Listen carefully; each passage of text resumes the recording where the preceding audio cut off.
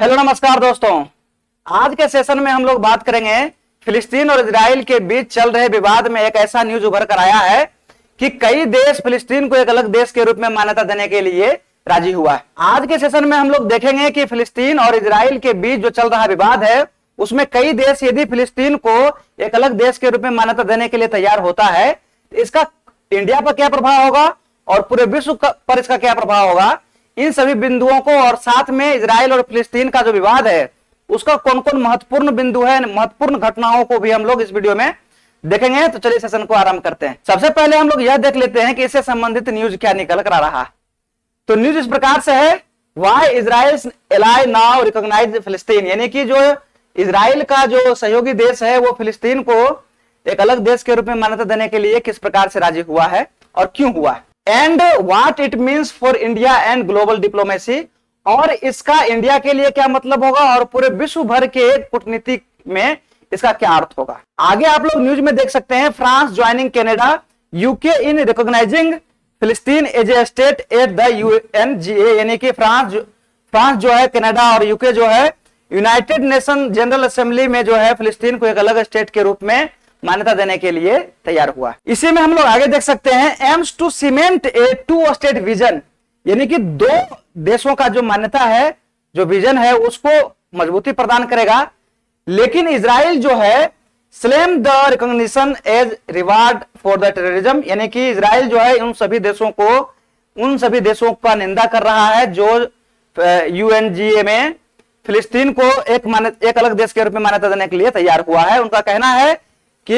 ये एक आतंकवाद को जो है रिवार्ड देने जैसा है, एक पुरस्कार देने जैसा है। तो चलिए, हम लोगों ने न्यूज देखा है जो करंट में चल रहा है, लेकिन हम लोग यह देखते हैं कि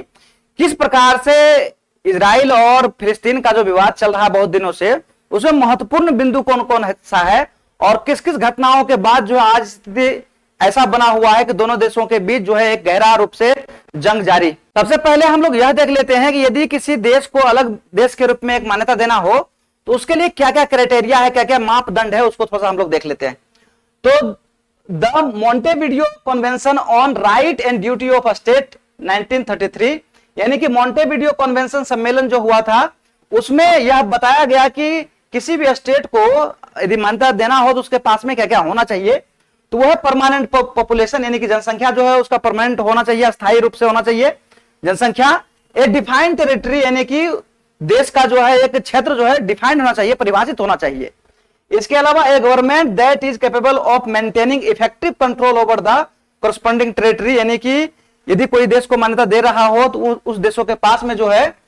जो टेरिटरी यानी कि आसपास का क्षेत्र है वो भी उसके कंट्रोल में हो। और चौथा जो क्राइटेरिया है वो है the ability to conduct international relation with other state, यानी कि दूसरे देशों के साथ में जो अंतरराष्ट्रीय संबंध है वो भी जो है उन देशों के साथ में होना चाहिए। मॉन्टेविडियो कन्वेंशन के अनुसार जो चौथा क्राइटेरिया है वो है the ability to conduct international relations with other state, यानी कि वैसे देशों को ही मान्यता दिया जा सकता है एक अलग देश के रूप में जो कि जिसके पास योग्यता हो अंतरराष्ट्रीय संबंध को सुचारू रूप से संचालित करने का। यानी कि हम ऐसा कह सकते हैं कि यदि कोई देश अपने अंतरराष्ट्रीय संबंधों को सुचारू रूप से चला रहा हो या फिर उसके पास योग्यता हो, क्षमता हो, तब जो है उनको अलग देश के रूप में मान्यता दिया जा सकता है। और कुछ दिन पहले गाजा पर भी फिलिस्तीन का ही प्रशासन विभाग जो है काम करता था, लेकिन जो है अब धीरे धीरे इजराइल का कब्जा यहां पर होना आरंभ हो गया। जैसा कि अभी हम लोगों ने जो मैप में देखा था कि इजराइल और फिलिस्तीन का जो कौन सा क्षेत्र जो है किसके कब्जे में है, अभी जो आपको मैप में दिखाई दे रहा था उसमें यह दिखाई दिया कि ज्यादा वाला जो अधिकतर पार्ट है वो इजराइल द्वारा जो है संचालित किया जा रहा है अभी, और जो कुछ पार्ट है वो वेस्ट बैंक वाला पार्ट और ईस्ट जेरूसलम वाला पार्ट जो है ये अभी फिलिस्तीन द्वारा संचालित किया जा रहा है। लेकिन क्या स्थिति हमेशा से ऐसा ही था या इसका कहानी जो है कुछ और है, तो हम लोग देखते हैं हर एक बिंदुओं को किस प्रकार से फिलिस्तीन पर इजराइल का कब्जा होना आरंभ हुआ था और धीरे धीरे करके जो पूरे फिलिस्तीन पर जो है इजराइल छा गया। तो जैसा कि आपको यहाँ पर दिखाई दे रहा है, ये पूरा मैप में जो आपको इजराइल वाला पार्ट दिखाई दे रहा है ये इजराइल का मैप है अभी फिलहाल में, लेकिन 1897 तक जो है ये फिलिस्तीन ही कहलाता था और ये पूरा पार्ट जो है फिलिस्तीन का था। और आप यहाँ पर जो ग्रीन वाला पार्ट देख रहे हैं, यहाँ पर जो है धीरे धीरे कब्जा होना स्टार्ट होता है इजरायलियों का, और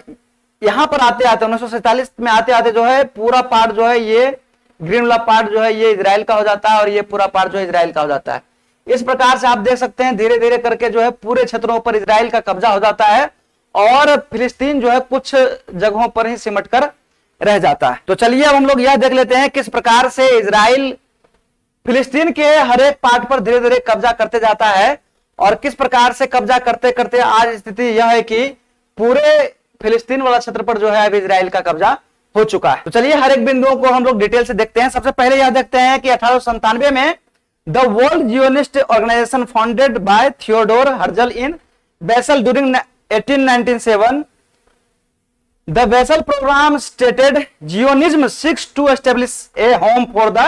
Jewish people in Palestine secured under public law। यानी कि जो वर्ल्ड जियोनिस्ट जो ज्यूस है यानी कि जो फिलिस्तीनी लोग है उसको हम लोग ज्यूस कहते हैं, यानी कि जो रिलीजन है उसका वो ज्यूस है। तो जो वर्ल्ड जियोनिस्ट ऑर्गेनाइजेशन 1897 में यह कहता है कि जो जियोनिज्म है वो जियोनिज्म जो धर्म है जो रिलीजन है वो मांग करता है कि ज्यूइश पीपुल का जो है फिलिस्तीन में एक सिक्योर्ड होम यानी कि एक पवित्र जगह जो है वहां पर है और उसको वहां पर जगह दिया जाए। इसी को लेकर 1997 में फिर under the Balfour declaration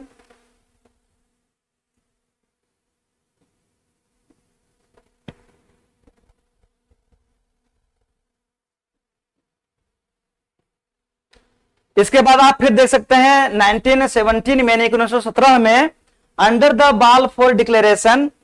United kingdoms foreign secretary Arthur James Balfour approve the establishment of national home for the Jewish in Philistine. यानी कि जो बाल्फोर डिक्लेरेशन है यानी कि यूनाइटेड किंगडम का जो फॉरेन सेक्रेटरी है आर्थर जेम्स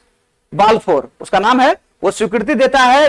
कि ज्यूइश का जो है नेशनल होम यानी कि राष्ट्रीय होम जो है फिलिस्तीन होगा। उसके बाद आप लोग फिर देख सकते हैं 1946 में यानी कि 1946 में the illustrated map demonstrate that more than 19% of the land belongs to the Philistine. यानी कि 1946 में भी आप देख सकते हैं कि 19% जो क्षेत्र है ये फिलिस्तीन के ही अंतर्गत आता है, लेकिन during the period Jewish settlers had paid for most of the land they occupied. यानी कि जो भी जहां जगह पर भी यदि किसी ज्यूइश को यानी कि इजरायलियों को बसाया गया है उन जगहों को ज्यूइश द्वारा फिलिस्तीन से खरीद लिया गया था, यानी कि उन जगहों के लिए फिलिस्तीनियों को पैसा दिया गया था इजरायलियों द्वारा। और उसके बाद आप फिर देख सकते हैं कि 1947 में यानी कि 1947 में यूएन पार्टीशन प्लान यानी कि जो यूनाइटेड नेशन है उसका जो पार्टीशन प्लान है यानी कि दो देशों को अलग करने का जो प्लान था योजना था उसमें the UN General Assembly initiates a plan to separate western Palestine into 2 state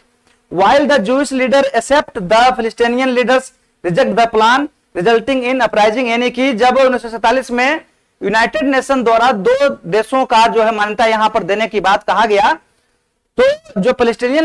leader है वो यानी कि जो फिलिस्तीन के लीडर था वो इस बात को जो है नकार दिया कि ऐसा नहीं होना चाहिए, लेकिन जो ज्यूइश था यानी कि इजराइल था इस बात को स्वीकार कर लिया कि हाँ यहां पर जो है 2 नेशन बनाया जाए। इसके बाद आप यह देख सकते हैं 1948-1949 में अरब इजराइल वार हुआ। The Jewish community declare itself independent in the new state of Israel. यानी कि 1948-49 में अपने आप को इजराइल जो है एक स्वतंत्र देश घोषित कर दिया और अरब इजराइल का वार भी हुआ था, यानी कि अरब देशों के साथ में इजराइल का जो है एक युद्ध देखने को मिला था 1948-49 में। साथ में हम यह देख सकते हैं कि neighbouring Arab state then intervened mainly militarily precipitating the first Arab Israel war. इसके बाद हम देख सकते हैं the war left historic Palestinian divide into 3 parts. The 1949 armistice gave Israel control over 77% of the territory. यानी कि इस वार के बाद जो 1948-49 में फिलिस्तीनियों और अरब के बीच में जो हुआ था उसके बाद जो है इजराइल द्वारा कम से कम 77% ऑफ द लैंड यानी कि जो 77% जो क्षेत्र का जो भाग है वो इजरायलियों द्वारा जो है कब्जा कर लिया गया। उसके बाद आप यहां देख सकते हैं 1967 में the 6 day war involved Israel fighting against 3 Arab state Egypt Jordan और सीरिया। यानी कि इजराइल और अरब देशों के बीच में 1967 में 6 दिनों का एक युद्ध हुआ था।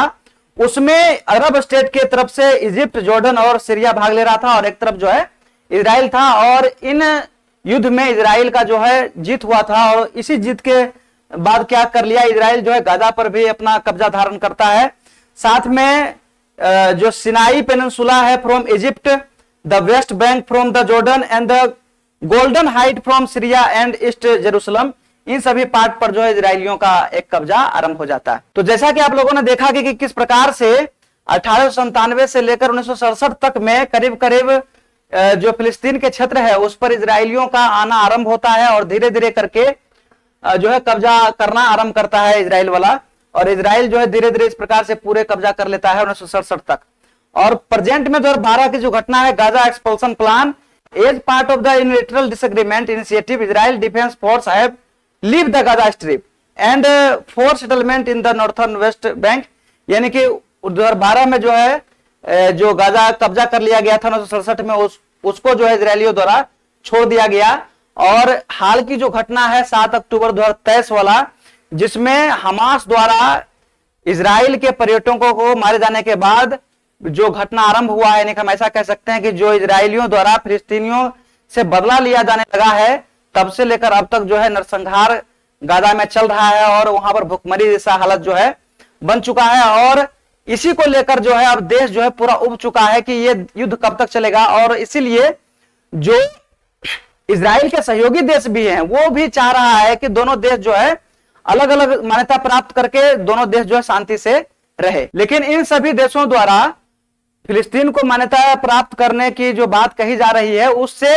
अभी तक में इजराइल पर कोई खास प्रभाव देखने को नहीं मिल रहा है, क्योंकि इजराइल जो है पॉलिटिकली कंट्रोल है पूरे विश्व भर में, जो है उसका एक राजनीतिक रूप से कब्जा है, साथ में मिलिट्री रूप से यानी सैन्य रूप से और जो टेक्नोलॉजी है वो फिलिस्तीन से काफी ज्यादा है। तो हम ऐसा कह सकते हैं कि अभी इन देशों द्वारा जो फिलिस्तीन को मान्यता देने की बात कही जा रही है उसका प्रभाव इजराइल पर कम ही देखने को मिल रहा है। लेकिन हम लोग यह कह सकते हैं कि यह फिलिस्तीन का एक प्रतीकात्मक यानी संकेत के रूप में, एक विजय के रूप में हम लोग देख सकते हैं। क्योंकि यदि ऐसा होता है कि सभी देशों द्वारा फिलिस्तीन को एक अलग देश के रूप में मान्यता देता है तो फिलिस्तीन का एक संकेतात्मक रूप में ही, लेकिन अभी जो है जीत हम उसको कह सकते हैं। अब हम लोग यह देख लेते हैं कि इस पर इंडिया का क्या स्टांस रहा है, मैंने कि इंडिया जो है क्या कह रही है इन सभी बातों पर। तो हम लोग सबसे पहले यह देख सकते हैं कि जो यूएन द्वारा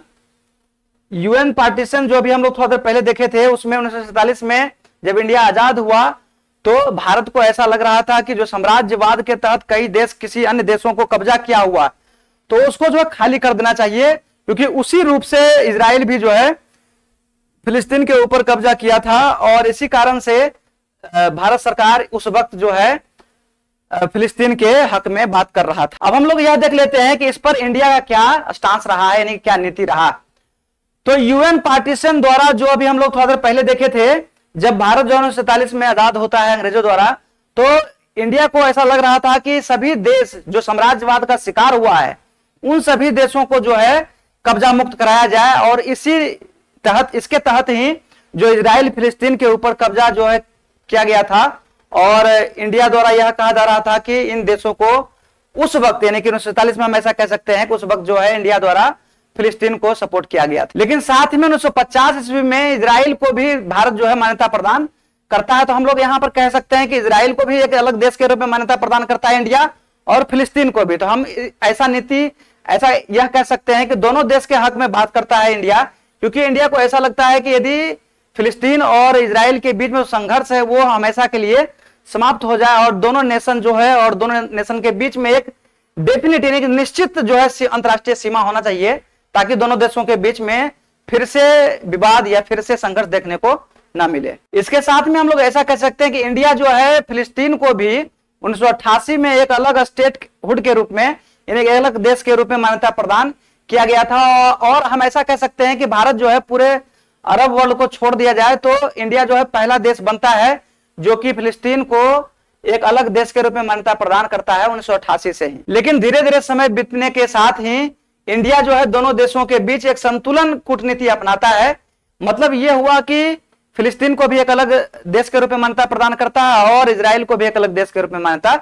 प्रदान करता है। हालांकि इंडिया शुरुआत से ही फिलिस्तीन को एक अलग देश के रूप में मान्यता प्रदान करता है और इजराइल को वहां से हट जाने की बात कह रहा था, लेकिन समय बीतने के साथ में जो है हम ऐसा कह सकते हैं कि जो डिप्लोमेसी होता है, कूटनीति होता है, वो धीरे धीरे बदलते जाता है हर एक देश के लिए। तो भारत के लिए भी यह मामला जो है आता है, क्योंकि इजराइल द्वारा जितना भी टेक्नोलॉजी है उसका प्रयोग जो है इंडिया हमेशा करता है। हाल ही में जो ऑपरेशन सिंदूर चलाया गया था उसमें भी इजरायलियों द्वारा जो टेक्नोलॉजी है उसका प्रयोग इंडिया द्वारा किया गया था। हम लोग ऐसा कह सकते हैं कि जो कई प्रकार के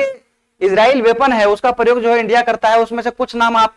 हमको आपको दिखाते हैं। स्पाइक ATGM और NEGEV-LMG यानी कि हेरोनॉन, और इस प्रकार से MF स्टार रडार, फाल्कॉन, इस प्रकार से कई है। आप लोग फिगर में देख सकते हैं कि इन सभी इजराइल वेपन का उपयोग इंडिया जो है हमेशा करता है। इसलिए इंडिया के लिए जरूरी हो जाता है कि दोनों देशों के बीच एक संतुलित कूटनीति को अपनाया जाए। तो इससे संबंधित भारत का स्टांस देखने के बाद हम लोग यह देख लेते हैं कि इसको सुलझाया कैसे जा सकता है। तो सुलझाने के लिए जो दोनों देशों के बीच में एक शांति समझौता किया जाए और 2 स्टेट का जो एक नियम है, 2 स्टेट थ्योरी है, इस पर काम करते हुए और कूटनीति तौर पर जो है दोनों देशों को एक टेबल पर बैठाया जाए और साथ में दोनों देशों को अलग अलग मान्यता प्रदान किया जाए और साथ में दोनों देशों के बीच जो अंतर्राष्ट्रीय सीमा है वो एक निश्चित रूप से खिंचा हुआ हो, ताकि दोनों देशों के बीच भविष्य में और संघर्ष बढ़ता हुआ दिखाई न दे। इसमें हम लोग आगे देख सकते हैं कि जिस प्रकार से अब्राहिम एकॉर्ड यानी कि अब्राहिम सहमति जो मोरक्को और बहरीन, UAE और सूडान के बीच जो लाया गया था, और तब से लेकर यानी कि अब्राहिम जो सहमति बना था और अब्राहिम सहमति जो इन देशों के बीच में बना था, मोरक्को, सूडान, बहरीन और UAE, इन देशों के बीच जो है अभी शांतिपूर्ण स्थिति बना हुआ है। तो इसको एक मॉडल के रूप में प्रस्तुत करके और इजराइल तथा जो इजराइल आपको दिख रहा है यहाँ पर, इजराइल और जो फिलिस्तीन है उसके बीच भी जो है एक शांतिपूर्ण समझौता कराया जा सकता है। आगे हम लोग यह देख सकते हैं कि इंडिया द्वारा भी दोनों देशों के बीच मध्यस्थता कराने में एक महत्वपूर्ण भूमिका निभाया जा सकता है, क्योंकि इंडिया जो है UNSC, UNHRC जैसे बड़े संस्थानों में एक महत्वपूर्ण मेंबरशिप रखता है इंडिया। साथ में इंडिया जो है क्वाड का भी मेंबरशिप है और I2U2 जैसे संस्थानों में भी इंडिया जो है एक महत्वपूर्ण मेंबर है। क्वाड जो है इंडिया, जापान और ऑस्ट्रेलिया, USA का जो है एक मेंबर है। इसका काम है जो इंडिया के इंडियन ओशियन है वहां पर जो चाइना का बढ़ता हुआ वर्चस्व है उसको कम करना। साथ में I2U2 जो ग्रुप है उसमें मेंबर है इंडिया, इजराइल, USA और UAE। तो हम लोग ऐसा कह सकते हैं कि दोनों मेंबर में जो है, एक मेंबर में तो इजराइल है, दूसरा में US है, और इन महत्वपूर्ण संस्थानों में इंडिया भी एक महत्वपूर्ण मेंबर है। तो हम ऐसा कह सकते हैं कि इजराइल और फिलिस्तीन के बीच में मध्यस्थता कराने में इंडिया भी काफी महत्वपूर्ण भूमिका निभा सकता है।